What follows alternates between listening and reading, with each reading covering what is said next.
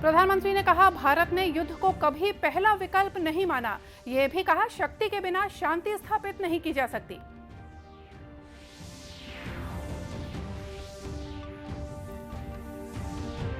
मुख्यमंत्री ने गौरा गौरी की पूजा अर्चना कर प्रदेशवासियों के सुख समृद्धि की कामना की।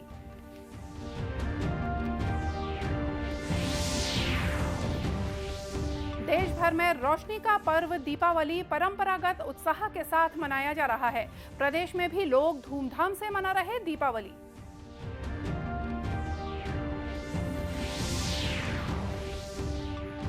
और भारत सहित कुछ अन्य देशों में भी अब से कुछ देर में दिखाई देगा आंशिक सूर्य ग्रहण।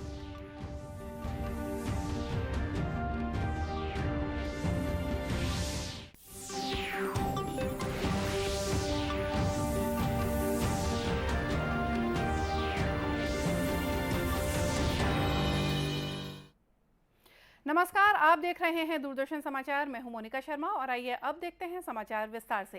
प्रधानमंत्री नरेंद्र मोदी ने कहा है कि भारत ने हमेशा से ही युद्ध को अंतिम विकल्प माना है और वो शांति पर विश्वास करता है।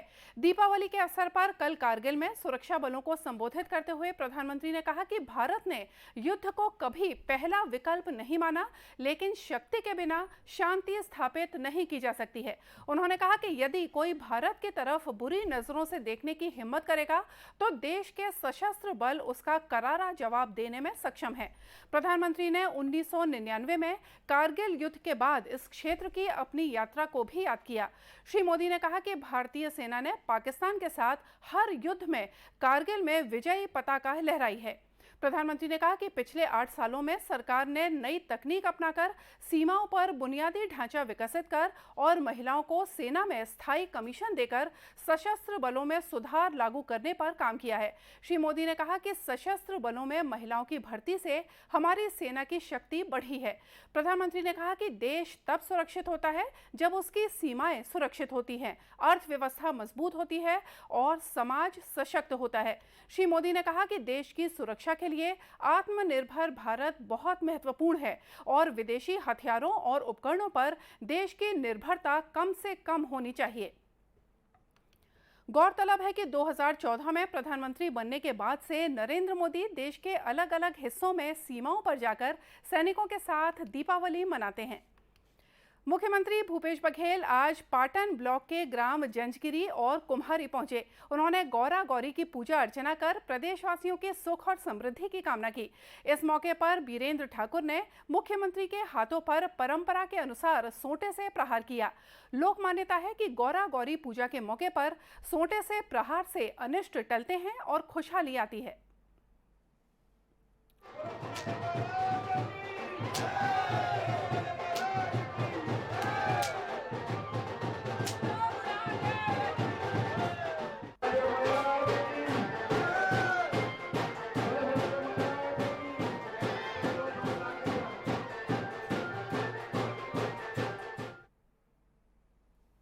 जंजगिरी में मुख्यमंत्री ने ग्रामीणों से मुलाकात कर उन्हें दीपावली की शुभकामनाएं दी।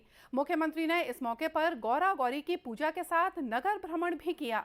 गढ़वा बाजा की सुमधुर ध्वनि के साथ कुम्हारी नगर में गौरा गौरी का पूजा का अभूतपूर्व दृश्य नजर आया। इस लोक पर्व में ग्रामीणों ने उत्साह के साथ भाग लिया। इसके पहले मुख्यमंत्री कल दीपावली मनाने अपने गृह ग्राम कुरुडडीह पहुंचे। उन्होंने अपने परिवारजनों के साथ विधि विधान से मां लक्ष्मी की पूजा अर्चना की और प्रदेशवासियों के लिए सुख और समृद्धि की कामना की। देश भर में रोशनी का पर्व दीपावली परंपरागत उत्साह के साथ मनाया जा रहा है। इधर छत्तीसगढ़ में भी लोगों ने मां लक्ष्मी की पूजा कर सुख और समृद्धि की कामना की। इसी कड़ी में राजनांदगांव जिले में लक्ष्मी पूजा के अवसर पर लोगों ने घरों में रंगोली सजाई और जमकर पटाखे फोड़े। शहर के रानी सागर तट पर हजारों दीप जलाए गए। शनि मंदिर धाम समिति के लोगों ने दीप प्रज्वलित किए। इससे रानी सागर का तट जगमगाने लगा और इस दृश्य को देखने के लिए लोग पहुंचे। इस दौरान रंगोली प्रतियोगिता का आयोजन किया गया, जिसमें महिला सशक्तिकरण, आदिवासी संस्कृति की झलक और भगवानों के भी चित्रण किए गए। इस दौरान रंगोली बनाने वाले प्रतिभागियों को नवीन विद्यार्थी मंडल की ओर से आकर्षक पुरस्कार भेंट किए गए। वहीं भिलाई में युवा संगठन की ओर से खुर्सी पार स्थित श्रीराम चौक में 11,000 दीपों से सजाकर दीपावली त्योहार को धार्मिक उल्लास के साथ मनाया गया। यहां लोगों ने दीपदान कर दीपावली त्योहार मनाया। दिवाली के अवसर पर लोगों ने घरों में दिए जलाने के साथ ही सजावटी लाइटिंग के साथ भी की और साथ ही पटाखे फोड़कर खुशी का इजहार किया। राष्ट्रव्यापी टीकाकरण अभियान के अंतर्गत देश में अब तक 219 करोड़ 56 लाख से ज्यादा कोविड रोधी टीके लगाए गए हैं। स्वास्थ्य मंत्रालय ने बताया कि पिछले 24 घंटों के दौरान 23,791 टीके लगाए गए। इसी दौरान 862 नए मामलों की पहचान हुई है। पिछले 24 घंटों में 1,503 लोग स्वस्थ हुए। वर्तमान में 22,000 से ज्यादा लोगों का इलाज चल रहा है। स्वस्थ होने की दर 98.76% है। देश में अब तक 90 करोड़ से ज्यादा नमूनों की कोविड जांच की जा चुकी है। कल करीब 64,000 जांचें की गईं। इधर छत्तीसगढ़ में कोरोना के सिर्फ 3 मामले सामने आए हैं। महासमुंद, रायगढ़ और बालोद जिले में एक रोगी पाए गए हैं।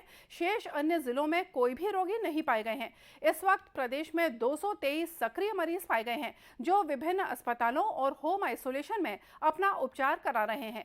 प्रदेश में औसत पॉजिटिविटी दर 0.63% है। दीपावली त्योहार के दौरान लोग अपने घरों में पटाखे जला रहे हैं। वहीं जांजगीर में पटाखे की चिंगारी हाई स्कूल मैदान स्थित दुकान में चली गई, जिससे पटाखा दुकान जलकर राख हो गई। इससे दुकानदारों को हजारों रुपए के नुकसान की खबर है। आगजनी के बाद लोगों ने फायर ब्रिगेड को सूचना दी। आसपास के लोगों ने पानी डालकर आग बुझाने की कोशिश की, मगर आग पर कोई काबू नहीं पाया गया। बाद में फायर ब्रिगेड की टीम ने आग पर काबू पाया। इस बारे में दुकानदारों ने बताया कि पटाखे की चिंगारी पहुंचने के बाद दुकान में आग लग गई। उसके बाद पूरा आग फूटना चालू हो गया। उसके बाद पूरा बगल में अगल बगल चालू हो गया फूटना। उसके बाद हम लोगों का दुकान लाइट पर बचा समझ लो, बगल वाला दुकान पूरा जल गया और कुर्सी और टेबल वगैरह सब जल गया। हम लोग थोड़ा बहुत फायर कर फिर बुझाया आग। दुकान में आग लगी हुई है और एक दुकान में थोड़ा बहुत आग लगा है मेरे बगल वाले में। एक दुकान खाली था बगल में, तो यहाँ अपने जो अग्निशमन की गाड़ी हो तत्काल प्रभाव में आया। तत्काल फिर आगजनी को नुकसान लगभग 20-25 हज़ार के आसपास का नुकसान हुआ है। आपको बता दें कि इस समय हाई स्कूल मैदान में 52 पटाखा दुकानें लगी हुई हैं। जिला प्रशासन ने पटाखा जलाने के दौरान सावधानी बरतने की अपील नागरिकों से की है। इसके बावजूद नियमों का पालन नहीं करने से इस तरह की घटना हुई है। मुख्यमंत्री भूपेश बघेल ने दीपावली के अवसर पर शहीदों के परिजनों को शुभकामना संदेश और भेंट देने के निर्देश जिले के पुलिस अधीक्षकों को दिए हैं। इसी कड़ी में दुर्ग जिले के पुलिस अधीक्षक डॉक्टर अभिषेक पल्लव और पुलिस अधिकारियों ने शहीद अमित नायक के घर पहुंचकर उनके परिजनों से मुलाकात की और उन्हें मुख्यमंत्री के शुभकामना पत्र और मुख्यमंत्री का उपहार भेंट किया। इस अवसर पर डॉक्टर अभिषेक पल्लव ने कहा कि शहीदों के परिजनों को हमेशा सम्मान मिलना चाहिए है, तो सभी लोग उसका ध्यान देते हैं, लेकिन समय के साथ एक लोगों की उतनी भूल जाते हैं। शासन की मंशा है कि शहीदों का सम्मान हमेशा रहे। हर त्यौहार में लोग उनसे जाएं, मिलें, उनको याद करें। उनकी कोई तकलीफें हैं तो उसको दूर की जाए। प्रदेश के अन्य जिलों में भी पुलिस अधीक्षक शहीदों के परिजनों से मुलाकात कर उन्हें दीपावली की भेंट सौंप रहे हैं।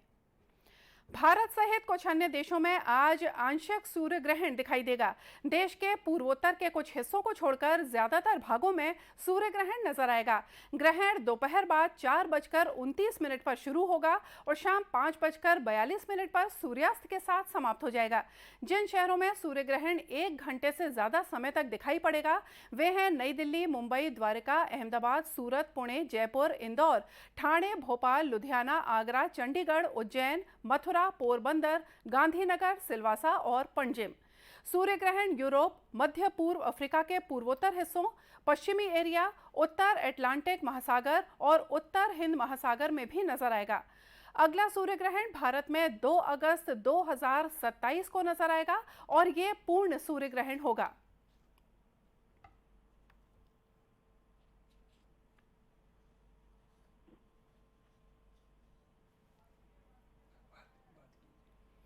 आज होने वाले सूर्य ग्रहण के बारे में विस्तार से जानकारी हासिल करने के लिए आइए हम बात करते हैं लालपुर स्थित मौसम विज्ञान के निदेशक HP चंद्रा से।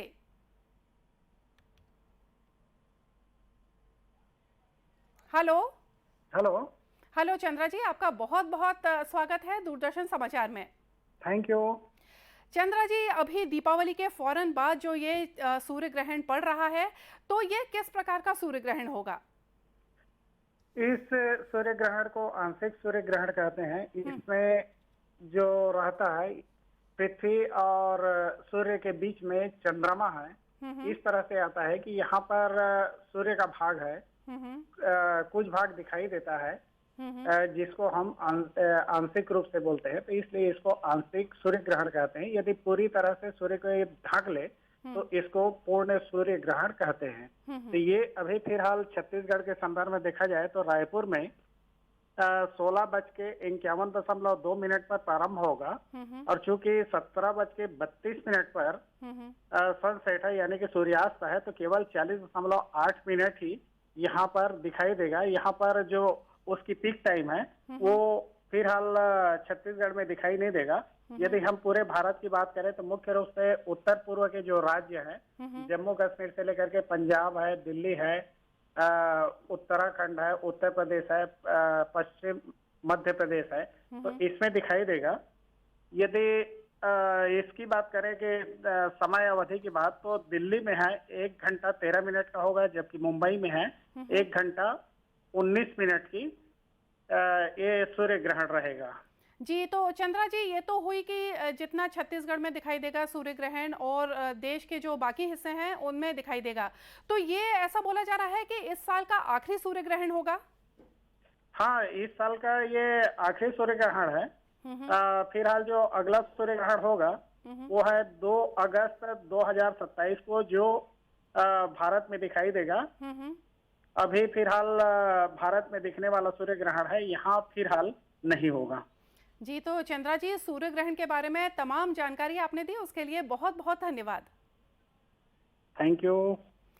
और समाचारों में आगे बढ़ते हैं। दूरदर्शन केंद्र रायपुर से प्रसारित होने वाले प्रादेशिक समाचार को आप YouTube पर भी देख सकते हैं। हमारे YouTube channel Chhattisgarh DD news पर प्रादेशिक समाचार उपलब्ध रहेगा। YouTube चैनल का लिंक और QR कोड आप स्क्रीन पर देख सकते हैं। अपने एंड्रॉयड फ़ोन से QR कोड स्कैन कर आप छत्तीसगढ़ DD न्यूज़ लिंक पर जा सकते हैं। इसके अलावा छत्तीसगढ़ DD न्यूज़ फेसबुक और ट्विटर पर भी उपलब्ध है। और आइए देखते हैं अंत में मुख्य समाचार एक बार फिर से। प्रधानमंत्री ने कहा, भारत ने युद्ध को कभी पहला विकल्प नहीं माना। ये भी कहा कि शक्ति के बिना शांति स्थापित नहीं की जा सकती।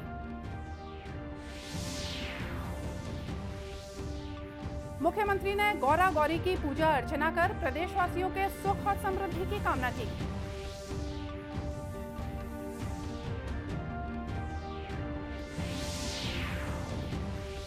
देश भर में रोशनी का पर्व दीपावली परंपरागत उत्साह के साथ मनाया जा रहा है। प्रदेश में भी लोग धूमधाम से मना रहे दीपावली।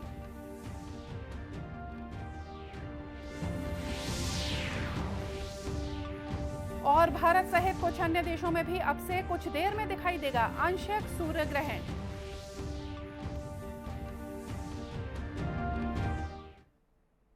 और इसी के साथ ये समाचार बुलेटिन यहीं समाप्त हुआ। नमस्कार।